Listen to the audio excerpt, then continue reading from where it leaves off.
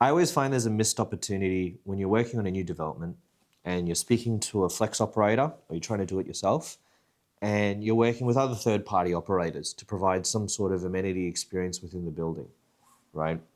And this is missed often because it requires an element of hood popping on both models and communication between the operators. So the landlord has a obligation, I think, in this scenario to connect them and to help facilitate some form of collaboration, even community within said operators, right? And I'll give you an example.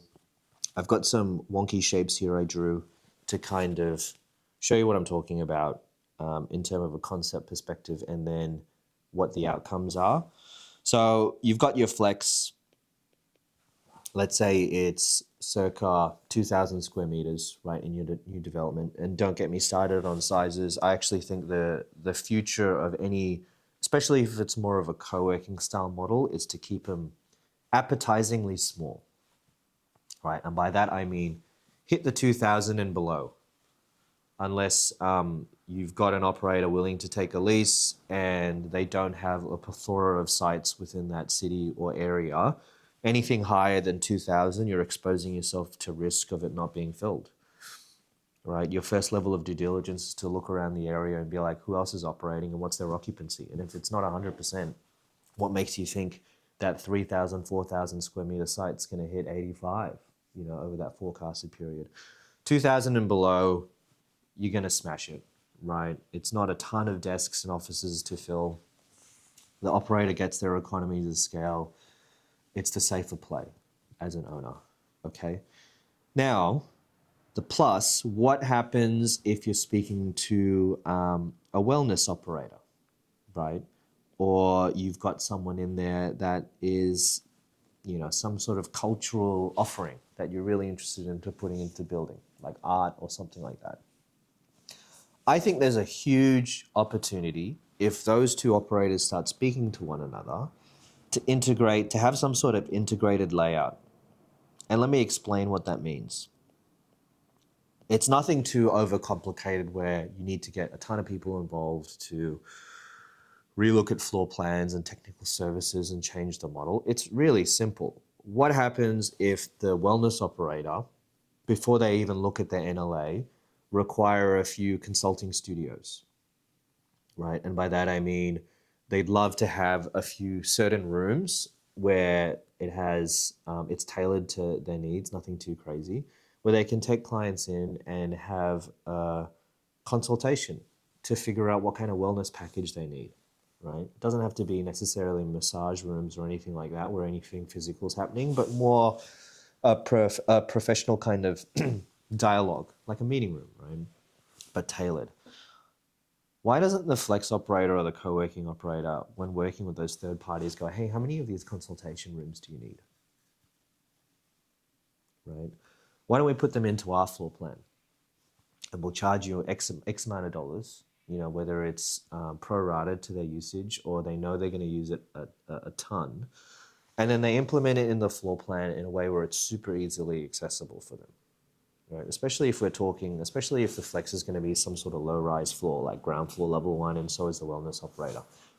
Huge opportunity there for that also, not only to relieve some of that space within the wellness layout so they can apply it for more, I don't know what their model is, but if it's a membership or a revenue generation model, if they get some of that NLA back to monetize, right? And those consultation rooms can go into the flex layout, then the flex operator is helping monetize that NLA. The wellness operator is offshored it so they can monetize their remaining NLA. It's like, come on.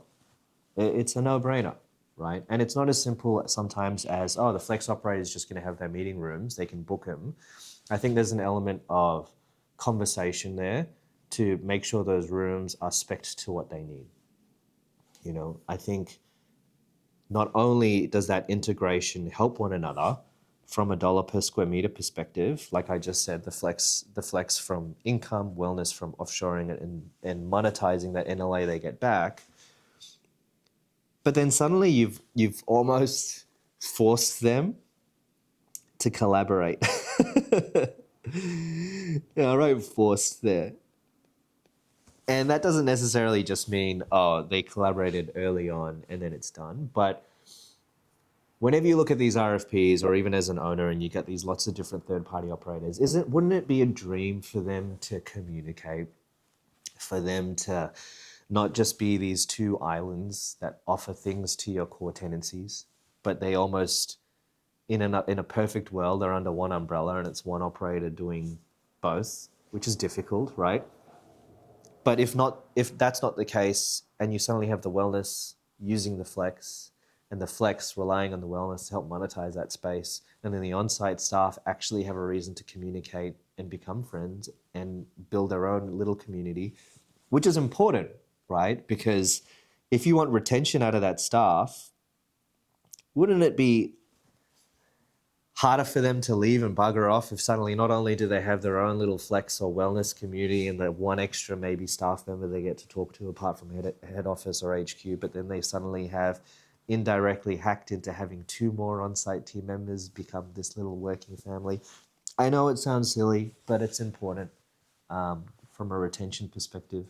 A lot of these sites lose people because they get lonely and bored, right? So how do you think about your staff experience as well? So I'll stop there, but I think if you're working on a new development and you've got a number of different amenities placed around it, and you've also got the flex, you need to be thinking about stuff like this, right? And that's for the landlord. If you're an operator, you could help catalyze that conversation with the landlord, right? And it also makes you look cool, right? It makes you look like you care about the wider building and the precinct, which you should. So yeah, hopefully that was helpful. Let me know. Reach out to me directly if you'd like any more examples of this, because we've worked on a few.